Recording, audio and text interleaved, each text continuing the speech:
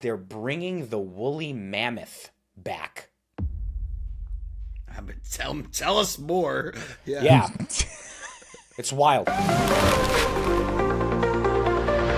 Today, I'm thrilled to be joined by Todd, and also we're sitting down with Jeffrey Strauss, an Opnbook advisor and the director of IT at Docker. Thank you so much. It's very good to be here. Always a pleasure, Jason. And Jeffrey, welcome aboard, buddy. Thank you. Jeffrey, we find you to be an extraordinary leader and somebody who's able to speak about leadership and teach leadership. And so I wanted to begin today by zooming in on that specialty of yours and asking a few questions about leadership. Absolutely. I'd like you to share a leadership practice that's consistently worked for you. I think something that really lands and that's appreciated by the people that I've led, the people that I've mentored, the people that I've coached, is maintaining a very deep interest in their progression. And I don't think you can go wrong with that. I think that spans industries. I think it spans job roles. And I think it spans personality types as well. So you can sort of cascade down from the very top level. It's a leadership practice, but it's also a sort of humanistic practice to maintain and express an interest in the development of the individual that you're leading. It's very meaningful to that individual. And I think that from the top level down, like I just mentioned, that sort of cascade downward, I think that interest, maintaining that interest, expressing that interest, and helping that individual to develop their interests, their skills, cascades back up the organization. To summarize, it's a very deep and very authentic interest in seeing people succeed. Well, thanks for sharing that, and fantastic answer. I can say this, I've experienced it directly from both of the folks that are on the call with me, and that investment into me or whoever you're investing in, it feels good, and I think it's a wonderful, excellent way to lead. So thanks for that answer. And with that, we're going to go on to our next question on leadership, which is, how do you inspire teams to stay motivated and aligned during really challenging times? I think what it really comes down to is learning what it is that motivates people, because not everybody is motivated the same way. And that comes down to having an authentic and high quality relationship. In the data, it's called a high quality relationship. Having a very strong relationship with an individual, knowing what motivates that individual, and then really utilizing those indicators of motivation to help that individual see the bigger picture beyond the difficulty, right? Because difficult times don't last forever, right? And helping an individual see a little bit beyond the storm. You know, I like to use the word maelstrom. I like to use like ship analogies. We're guiding this ship through this rocky sea. And, you know, there's dark clouds and there's storms and, you know, everybody's getting moved from side to side.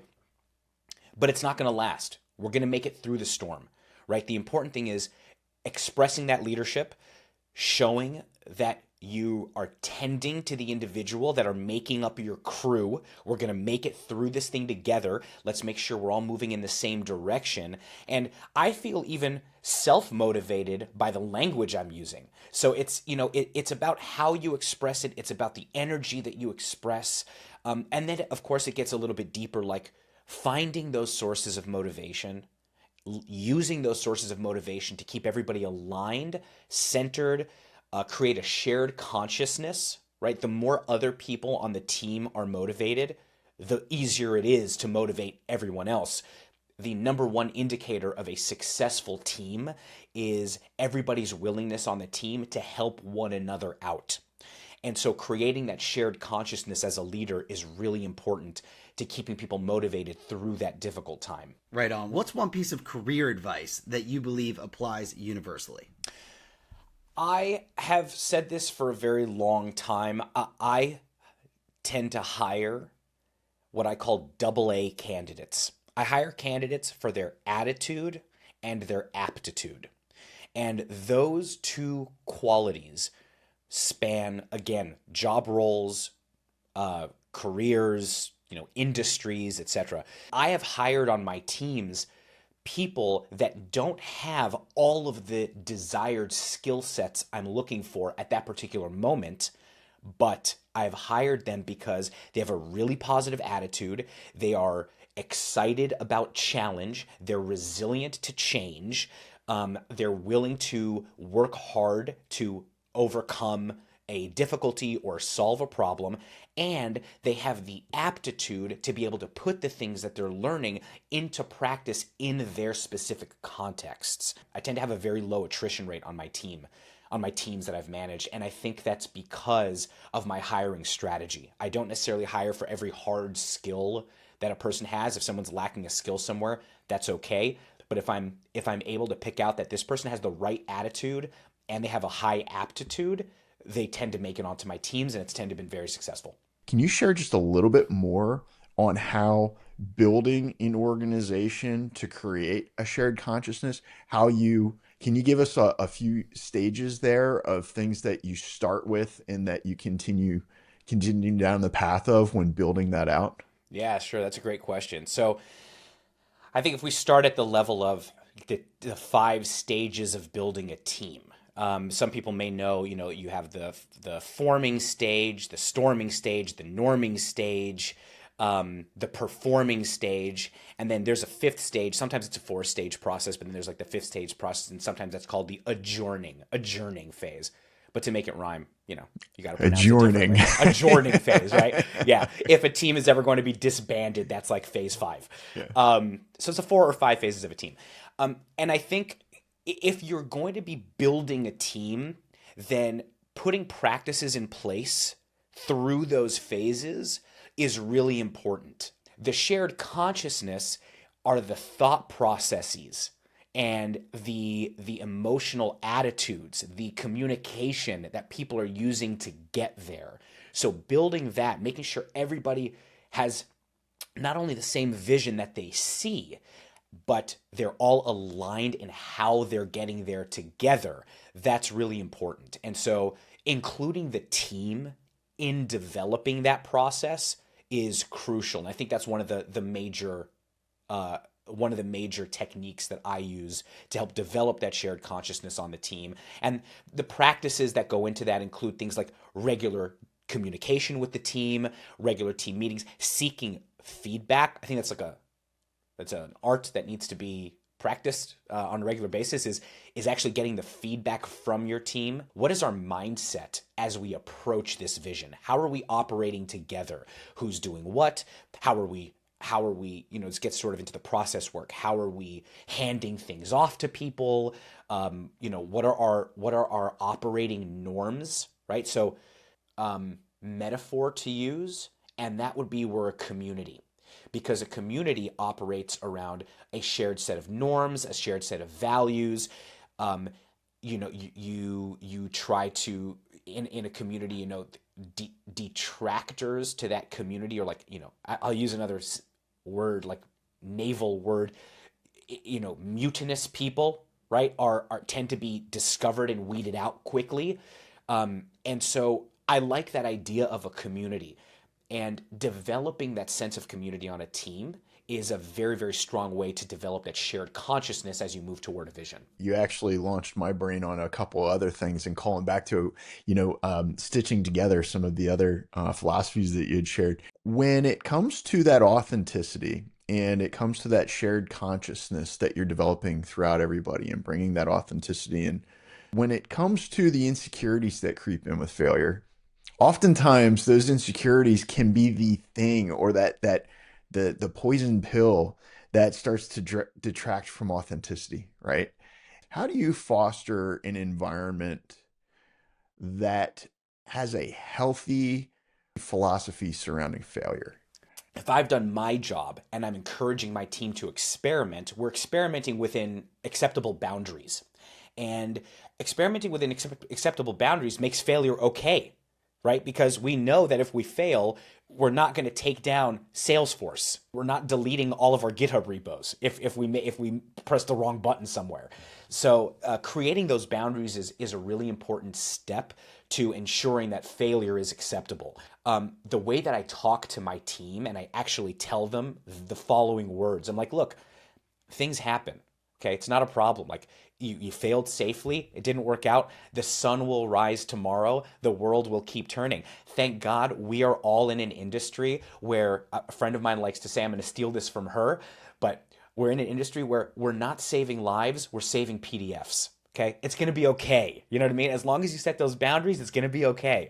If somebody fails and they're feeling, oh my, it impacts what's called their self-efficacy, right? Essentially their belief in themselves, which can happen. A very powerful mechanism to help people move beyond that is just to get the team together and share horror stories. And that's a practice that I have done with my team.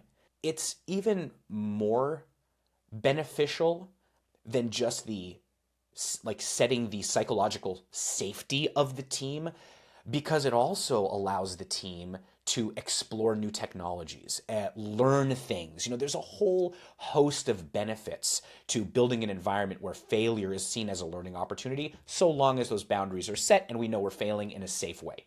It's one thing to help people out and help them through the challenge of their failure, of the team member's failure. But when the leader finds themselves in a mode of failure, how would you advise a newer leader in that realm that's walking this path that you had outlined? First, own your failure. I think one big problem that creates a lot of distrust on teams is when leaders fail, they don't own up to it. They point the finger or they try to hide it. And I think those are not only disingenuous, but they're very dangerous tactics. Particularly as it pertains to team leadership. So I would say for a new leader, or even for any leader, first thing is, if you fail, own it. Everybody's a human being. So own your mistakes, highlight them.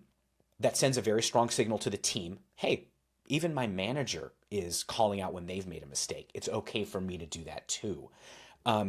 It sets a good example for other people to highlight their own errors. Not just that it's okay for me to make mistakes, but it's okay for me to vocalize, bring those up even before anybody else says anything, right? Like a lot of times people are like, ooh, I hope nobody says anything about this. And then maybe it'll go a week or two and it gets found out, right? You want people to be able to vocalize those things. So I think that's one piece of advice. If a new leader is sort of like messing up or has made mistakes, which is going to happen, it's how you get better. Own up to them. All right, that's great. That's great. It's gold. Jason, thanks for letting me go down that path there. I'm going to reserve the right to double click again when we get those awesome nuggets from Jeff, and I want to check them out a little more. Please do. We're talking, we're having a conversation, and you're a critical part of that conversation. Hey, Jeffrey, we're going to move into a segment that we do. This is a segment we do with all of our guests. It's called the Open Book Look, because we're going to take an open book look inside your brain and find out how you're feeling about AI and AI enablement. So we've got 5 questions coming up. And the first question for you is this: what's one myth about AI that you wish more people understood? I wish more people understood that AI can be more than like, help me revise this document. The way that I heard somebody describe it internally at Docker recently was AI can really be an executor of things. It can do things for you. It can make your life a lot easier in more than just, help me proofread my document, or what I use it a lot for, like, help me make sure that my APA style citations in my essay are all correct. It can be used for so much more than that. And so I think that's one thing. I think as people start to understand and see AI more in their work, and AI becomes more mature in the tools that they're using internally, they'll see how it can become more of an executor, an executor of their work, rather than simply something passive that they go to use when they need it. So I think that's something. Question number 2 of our Open Book Look: what's the biggest change AI will bring to businesses in 5 years? I think it's going to bring speed and agility, to be honest with you. I think it'll be a game changer in helping companies be agile through turbulent environments. I heard a really, really cool use case recently on a podcast, and it was a company whose name escapes me right now. But what they're doing is they're bringing the woolly mammoth back. Tell us more. Yeah. Yeah. It's wild. So they want to like reintroduce it into the ecosystem somewhere, and then like sort of like regenerate the ecosystem, because apparently the mammoth was like crucial to an ecosystem. I don't know. I'm going to say Siberia because I imagine it's snowy, and I feel like that could be correct, but maybe it's somewhere else in the world. But yeah, they're bringing the mammoth back, right? And there's a very long gestational period for the mammoth. It's 22 months long, and so in order to experiment with like gene splicing and things of that nature, the experiment time is very lengthy. If you make an experiment on day one, you got to wait a really long time to see if that experiment was the right way to do it. So the way that this company, and I'm highly simplifying here, but the way that this company is using AI is to evaluate their experimentation methods. So they're telling AI, whatever it is that they're using for AI, they're telling their AI, hey, this is what we want to do, right? The AI is evaluating that methodology and providing them alternatives to say, hey, that might not be the most efficient, try this. And it's saving them months to years of experimentation time. So I think things like that are what we're going to start to see more broadly in different contexts. AI being able to make companies more agile, more efficient, help see things into the future that might be more efficient. I think there's like a whole range of possibilities here, but that use case was a very powerful use case to me. It's fascinating. Well, it sounds a lot like Jurassic Park, so maybe one more question those scientists should ask the AI is whether they should we do it? Yeah. It sounds like that they're asking if they could do it, but life finds a way. All right. So what, Jeff, is one thing that every business should focus on to get started with AI? Companies need to start with figuring out what are our business problems and how can the right AI tool or system or mechanism help alleviate that problem. I think asking how can it solve that problem is a good question to ask. AI is not a panacea. So it's not going to solve every problem, but it will alleviate a lot of problems. So I think sort of approaching it from two angles. What are our business problems? Where can AI step in to help? And then start to explore the options out there. You see the proliferation of AI companies right now, and they're just throwing AI into everything. And some things are more efficacious than others. And so I think the first question, figure out what your business problems are and which AI tool might be the right one for you. I think figuring out how are we going to measure the impact of that AI is critical. And I think that is a huge problem that nobody has solved. I mean, I can speak from my own experience. I'm trying to figure out ways, just being very transparent, I'm trying to figure out ways to measure the impact of AI. And I'm using all kinds of different methodologies to do it. But it's hard because it's an approximation. And even if we never get beyond an approximation, there are more efficient and efficacious ways to approximate than others. And so that's the other thing I think companies need to ask is AI the right tool for the job? How can it solve the job? And then how do we really make sure that it's doing the thing that it's supposed to be doing? And so those are the questions I think companies need to ask. What right now excites you most about AI? Okay, so personal, I'm going to get personal, right? So yeah. I'm in a doctoral program right now. I'm in school, and AI is so central to my personal tech stack. That's what I love about AI. I use AI on a daily basis, multiple tools on a daily basis. And so for me, it's helping me be more personally efficient. I think that there are some constraints to the technology industry that are beginning to strip away with everybody's accessibility to AI and the enhancements or the growth in the AI tech space, right? So I get really excited about that because what if the cure to cancer was in unlocking some of these capabilities for somebody out there who doesn't have the traditional access to the medical industry or that education. What if they have that idea sitting within them, right?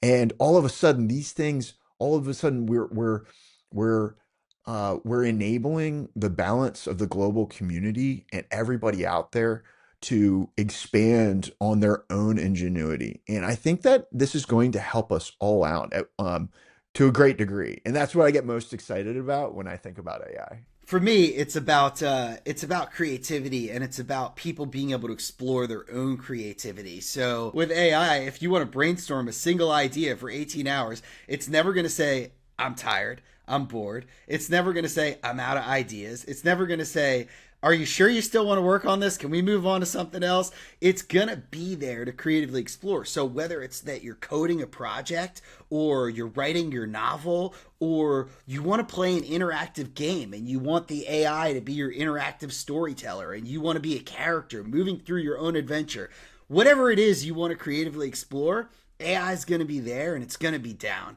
And I think that as somebody who gets these creative urges and instincts and wants to dive in, that's a really valuable tool to know that even if your friends are busy, even if they're working on another project, you can always fall back. Now, I want to say it's not a replacement for human partners in creativity, because I still find tremendous value on collaborating with humans on these creative projects as well.